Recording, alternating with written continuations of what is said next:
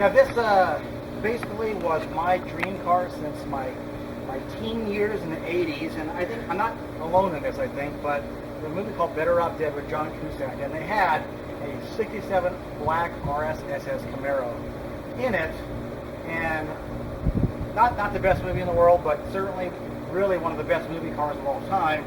So, you know, some folks want Eleanor, some folks want a lot of things. I've always wanted this car. So when we saw it, when I saw it for sale on Craigslist, we went to this amazing, we went through this winding road to this amazing compound of amazing cars everywhere. And sitting next to this, which is the car I came to get, was that Impala. Now, I think that was by design, because I think he wanted to get rid of both of them, and he did. I think technically he just wanted to sell the Impala. I don't actually think he wanted to sell this one. I mean, he did say that. He did say that. But yeah. So the story is that there's a couple, father and son, were working on this for quite a while. They eventually lost interest for some reason, but they've gone pretty far. Of course, there's no engine and no transmission in it. I did also get, along with that 468, I have a Tremec TKL 600, a new one I've already purchased, and it's actually in the trunk right now, waiting for this project to start. So it'll have a nice transmission in it as well. But again, the oddity here is when you look inside the engine bay and you look underneath, you really can't, and it's a little dirty now, you really can't tell what's going on here, because it looks like all the metal is new. Not the cross member and all that, key member and all that, but really a lot of the front clip, the firewall, the fenders and the inner fender wells, just a lot of this stuff looks like it's new metal. According to legend, the guy I bought it from, that according to the people he got it from, the front end, all the sheet metal had been stolen during part of their process, and so they had to buy all new sheet metal for the whole front of the car. I mean, it makes sense to me because this stuff looks great, and you can tell all the wiring has been redone, although we still need to check that, of course. Power steering car, looks like disc brakes. Yep, it's disc brakes all the way around. Yep. I think it's drums right now, but it will have discs in the back. Yeah, I think you're getting a whole new rear end for it. Yeah, I'll probably get a whole new rear end.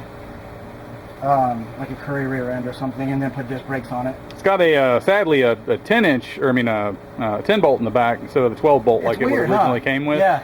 Looks like somebody probably stole that when they stole the front clip too, maybe, or some point in its life, because it would have definitely came with a 12 bolt. It's because this is an actual RS Ss. It's not a clone. Nope. All the numbers check out on it. The VIN number checks out on it. So it's really cool. Well, let's walk and talk it here a bit on the back. Sure. Let's look at it from, here I come around this way. As you see, it's pretty straight. Someone had already put it, I guess this is in primer, but it could be just a crappy paint job. I'm not really sure what it is. Yeah, I think it's just a sealer. Yeah, so probably an epoxy sealer to keep the metal clean. Pitted and all that. So there's some body work to be done on this to make it just right. And that's oh, I think we're planning on doing a lot of body work to this one. Show car quality paint job on it. But the inside's pretty good. I think we probably will put a digital dash in there eventually. But other than that, you know, it's going to strip down. Obviously, it needs a lot of the center console stuff and all that. You can tell with all the spider webs we haven't been in here in a minute. You sure can. But the seats are good enough. We'll probably recover that center console and all of that. And but you know, if I had to guess, these are new. The door panels are new. Yeah, I think the door panels are new. Maybe some of the hardware's original. Yep. Hardware's original.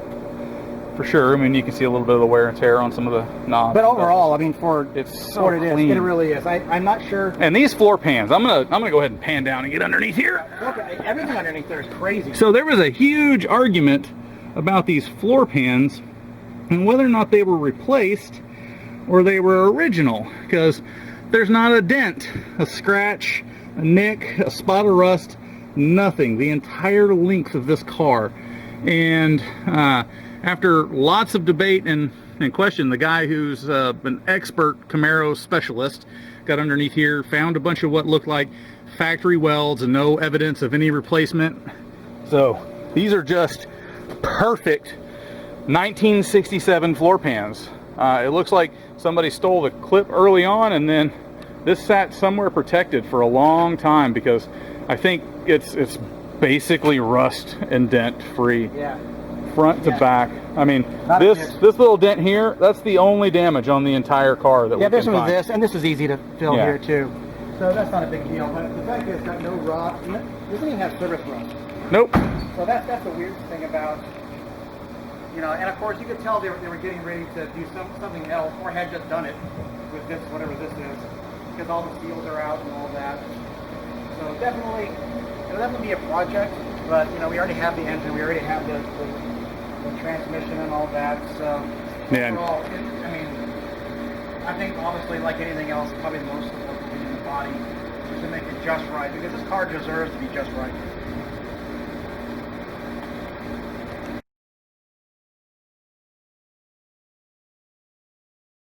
And what's this thing back here?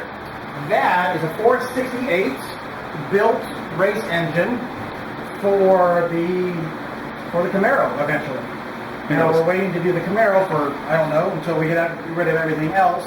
Mainly because if we start the Camaro, we for sure will continue with the Camaro, because it's by far the sexiest thing we have to build, other than maybe your race car, but that's a way longer project. Yeah. But this is a super nice engine. I got it. Here, let's spin it around. Let's see the front of this thing, because you bought some jewelry for it already. I did. You couldn't help it. You couldn't help it. I couldn't. Because this, the 396 Camaro, the Camaro is going to be my forever car. So by definition, we're going to go ahead and do it right. Look at that. That is just absolutely And it's got all the gorgeous. chrome bits and all that that's sitting over here. Again, we're just unfortunately having to, just bag it and wait until. Well, right now it's got a Performer RPM intake on it, but you're thinking about doing the Holly Sniper, right? No, the new Edelbrock fuel injection in each. The direct injection. Direct injection, yeah. The heads are interesting. They're iron heads, but they're not factory. They are World Performance, maybe? Is that what it's called? I think so. Something like that. Yeah, World something or other. Merlin. Yeah, the Merlin. So they're probably about as good as you can get in an iron head. Yeah. So apparently they're about as much as iron head. The aluminum heads would have been. So obviously my basic instinct is to replace them with aluminum heads. But these are really good heads. I'm going to keep them on here. Number one, because supposedly they do really well. They're just heavier. And number two, infinite money is not something I have. So so this, although this is a new big block intake, probably will take it off eventually for fuel injection. Of course, got the nice new Moroso pan. Canton valve covers are really nice. I love those. Yep, these are nice too. And of course, the Eagle rods in it, and nice new pistons and all that. So yeah, it's really going to be a nice built engine. When it's done, right now. And when we go to break it in, we'll give you all the stats. We'll put down in the description everything about it. And when we got it, it didn't have a lot of this stuff on it. I wanted to at least piece it together enough that, because it had been sitting for like 10 years. So I really wanted to make sure that it had, it was working well. I didn't see any rust in the cylinders and like that. Just want to make sure things were good. And it's like butter. Yeah. So the shop that built it is really, really good. And we prime everything pretty regularly just to keep, oil in all of the galleys, and that way nothing rusts up, and we move it around, keep a little WD-40 in the cylinders, because the last thing we want is, for us to not get to something for a year and it, lock up, seize up, or even just get surface rust in the cylinders, which will ruin the rings. And this place is so dusty right now with those two projects over there that we just keep them bagged up. Yeah, keep them bagged up. And it's done a really good job of keeping all the dust off of it, so I'm really glad I got the bags. And these both are typically bagged. I think that this is a nice engine to go into the Camaro. We thought about doing the LS engine, but we hadn't done one before, and the LS engines are getting so expensive now. It just wasn't worth it. This engine came up, this really great solid engine came up, and it was at least somewhat reasonable. So we went ahead and I just pulled the trigger on that instead. Yeah, upside for some people, downside for other people. Need money during this COVID time. Absolutely. So there's stuff out there, and while it's a good deal for us, you know, if we've got the spare and we need it, you know, it's good to help somebody out that just needs out of some extra stuff. So worked out. You know, the person we got it from was happy. We got a good deal.